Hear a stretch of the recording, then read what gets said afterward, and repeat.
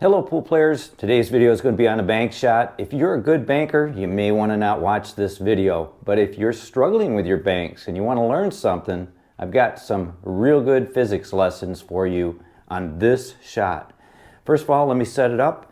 I've got this brand new ball. I just bought it for this reason. It's a striped ball. Couldn't get this one. This one's out. This is the elephant ball. Wish I could have found another one. Let me know if you guys know where I can get one, by the way. But what I've done here is I've lined up these stripes, and we're going to shoot these shots in various ways, and I think you're going to be surprised, and it's going to help you with your banking game. Without further ado, let's get into it. The first thing I'd like to do is just cover the basics of a bank shot when speed is involved. Here I'm just using the cue ball, and watch how this goes along when I hit the shot very gently. I've put the lines out there so you guys can really see as a reference what is happening here. Now this is a little bit firmer hit,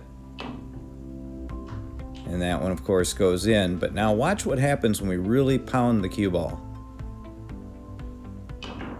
Really shortens the angle, and I want you to be aware of it. Next, I want to cover spin and its importance on a bank shot. Now in this case, think of this as the object ball, and watch how it hits the far cushion. Here I'm using center ball only, and you can see the stripe rolls nice and true.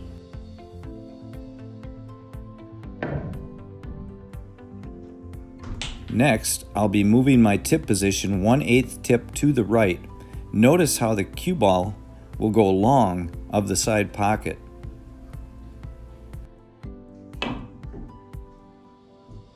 Here's the shot again in slow motion. And I want you to notice the cue ball has very little spin, but yet it goes well long. For our third shot, I'm going to be adding 1/8 of a tip to the left. Watch how it shortens the angle in this case.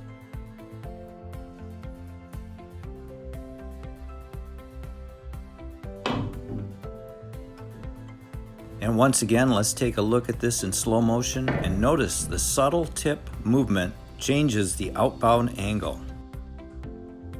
Now it's time to add a ball, and I'll be hitting center cue ball in this case.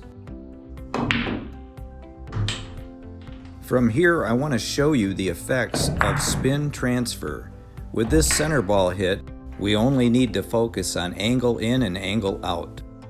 Next, check out what happens when I add right spin to the cue ball. Do you recall when I used just the cue ball and applied a little bit of spin? This is the same thing that's happening here. We're transferring spin to the object ball, thus changing the outbound angle off the cushion. Here's the shot once again in slow motion. You can really see the spin transfer in this case. This is why it's so important to understand spin and how it affects the object ball during bank shots. This next shot was very interesting. I'm using left spin in this case. Notice how the ball goes in with no issue, yet I've used a lot of spin.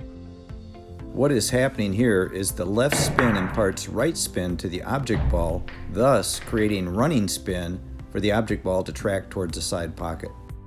Here's a super slow-mo. Take a look at the left spin and how it imparts just a little bit of right spin on the red and white striped ball. And then that sends it towards the side pocket with running spin. Another thing I attempted to do was to shoot one of my dirty balls versus this clean red and white striped ball. Notice here that I've got a little bit more spin on the cue ball on the shot to the left, which is the dirty ball, versus the shot to the right. Let me know what you guys think about this. It should be noted and taken into account that anytime we're shooting dirty balls, there's going to be more gearing effect. Thus, there will be more throw on an object ball. Another factor is speed, and I noticed here that the speed was just slightly different from one shot to the other. Because of this, it was hard to find the true effect and the differences between the clean and dirty ball. Now that we understand the physics of what happens when we use spin, let's take a look at this single rail bank where I get position on this 9 ball. By using top inside right, I have a relatively easy shot, but there is a better way to get straighter on this 9. Since we know that speed and inside right spin shortens the angle, we can take advantage of that and double bank and get straight in on this 9.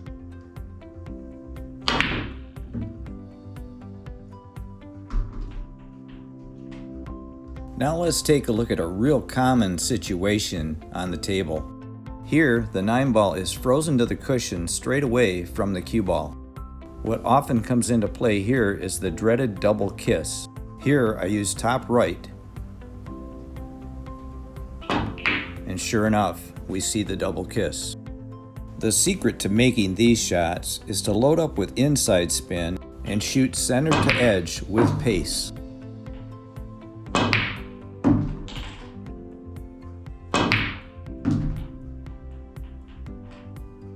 And now for a great bank exercise. Notice here that I've got my object ball set up around the second diamond up table,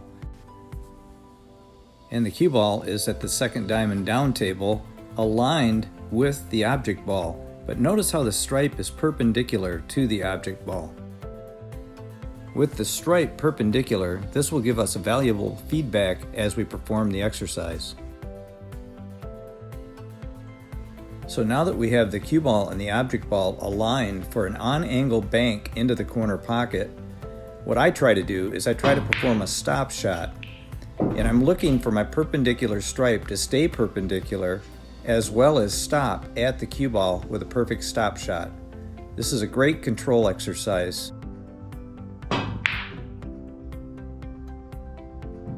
I hope my bank shot video was helpful to many of you watching. If you guys have any questions or comments, please leave them in the comment section below. I answer everyone. Thanks for watching, and once again, like I always say, keep on practicing.